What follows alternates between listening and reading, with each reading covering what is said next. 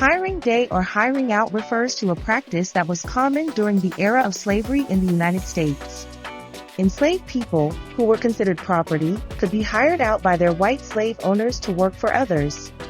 William Cooper Neal described it as Heartbreak Day because enslaved people spent New Year's Eve waiting, wondering if their owners were going to rent them out to someone else, thus potentially splitting up their families. This practice was particularly prevalent in antebellum South, where there was a demand for labor in various industries and households. Enslaved individuals were hired out to perform various tasks, including domestic work, labor in industries, construction, and other manual labor. They would be sent to work for different hirers on a daily or long-term basis, depending on the arrangement. Conditions for enslaved individuals during hiring out varied widely. Some may have worked in relatively better conditions, while others faced harsh treatment, long hours, and inadequate living conditions.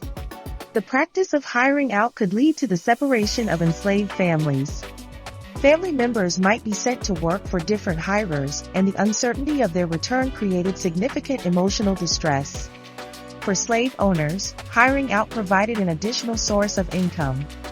They could earn money by leasing the labor of enslaved individuals without having to oversee their day-to-day activities. Hiring day was part of the larger economic cycle in which most debts were collected and settled on New Year's Day, says Alexis McCrossan. The legal status of the enslaved person did not change during hiring out. They remained the property of their owner, and any wages earned were collected by the owner. The practice of hiring out largely ended with the abolition of slavery after the Civil War. However, in the post-emancipation period, some former slave owners continued to exploit labor through various means, such as sharecropping and convict leasing. Hiring out was one of the many dehumanizing aspects of slavery, as it commodified individuals and separated families for the economic benefit of slaveholders.